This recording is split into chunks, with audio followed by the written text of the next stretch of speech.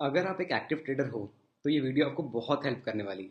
Because जिस चीज़ की आज हम बात करेंगे वो one of the biggest reasons हो सकता है लॉस मेकिंग रहने का या प्रॉफिटेबल ना बन पाने का।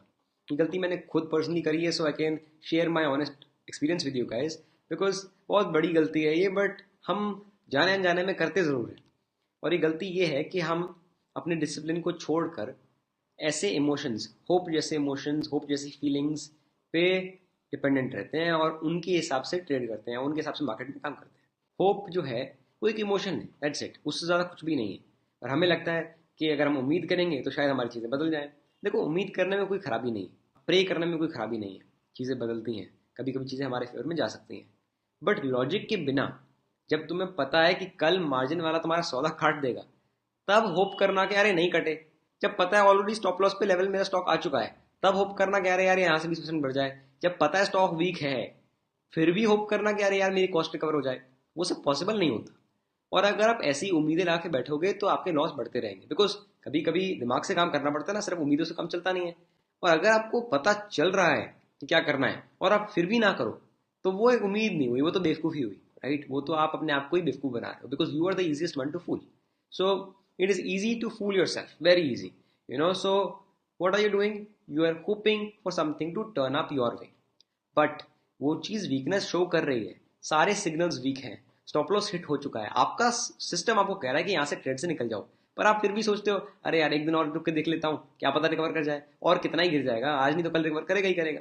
और यही गलतियां होती हैं जो हमें प्रॉफिटेबल ट्रेडर बनने से रोकती हैं, क्योंकि वो आपको जो लगता है कि एक दिन में रिकवर कर ही जाएगा ना, और कितना ही गिरेगा, वो गिरते ही रहता है और आप बच नहीं पाते हो, निकल नहीं पाते हो। और अब जब आपने ऊपर वाले लेवल पे नहीं बेचा, ऑफ कोर्स आपका नीचे लेवल पे बेचने का भी मन नहीं करता है, and the downward spiral continues and continues and continues, and then at the end एक बार तो आपको बेचना ही पड़ेगा।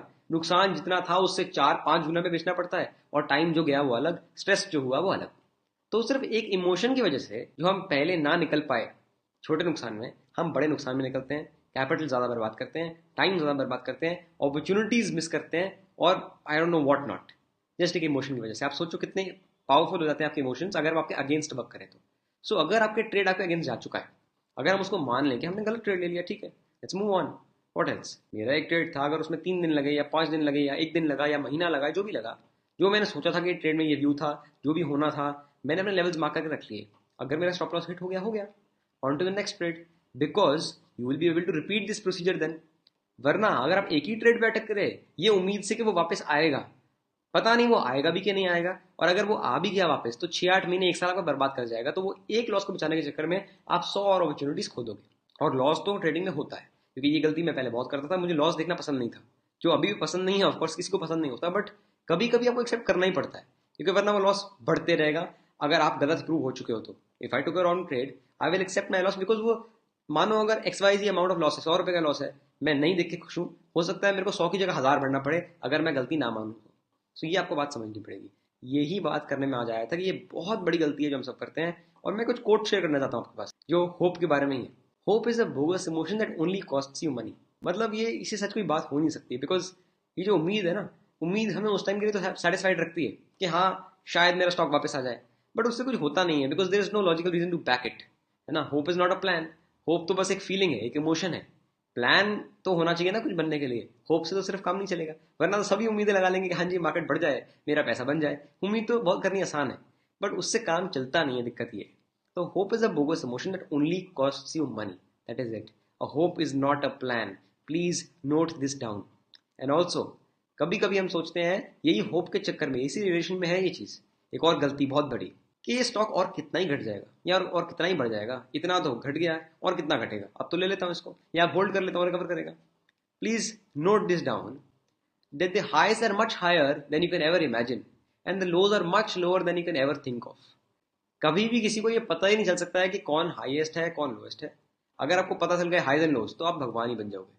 ना वो पता चल सकता है, ना आप पता चलने की उसको ट्राई भी मत करना कि आपको पता चल पाए, ना आप उसको कंट्रोल कर सकते हो, कुछ भी नहीं कर सकते हो। जो आप कंट्रोल कर सकते हो वो है आपका सिस्टम, आपका डिसिप्लिन, और आपको इमोशंस को कंट्रोल पे नहीं आने देना है, आपके अगेंस्ट नहीं जाने देना है, उनको साइड रखना है, डिसिप्लिन को कंट्रोल करना है, एंड अपने इमोशंस को कंट्रोल करना है। You have to work with the system, work with proper signals, क्योंकि तभी आप ये प्रोसेस रिपीट कर पाओगे 100 बार, 200 बार, 500 बार। नहीं तो एक ही ट्रेड में अटके रह जाओगे, उसी उम्मीद में अटके रह जाओगे कि हाँ मेरा ट्रेड वापस आए, मेरी कॉस्ट कवर अप हो तो मैं निकलूं, पर वो होगा नहीं, तो आपका टाइम भी पैसा भी बर्बाद होगा और कुछ नहीं होगा। I hope you found this helpful. If you did, please subscribe, please like the video and share the information with your friends and drop down in the comments कि क्या गलतियां आप करते हो या कहाँ पे आपको प्रॉब्लम होती है ट्रेडिंग में, बिकॉज मैं खुद उस जर्नी में हूँ, मैं खुद भी सीख रहा हूँ। तो अगर आप कुछ डालोगे तो शायद मैं भी कुछ सीख जाऊँ या मैं उस पर वीडियो बना के कुछ और शेयर कर पाऊँ अपना opinion. So do share the comments, the views in the comments, and I'll see you in the next video. Good luck, traders.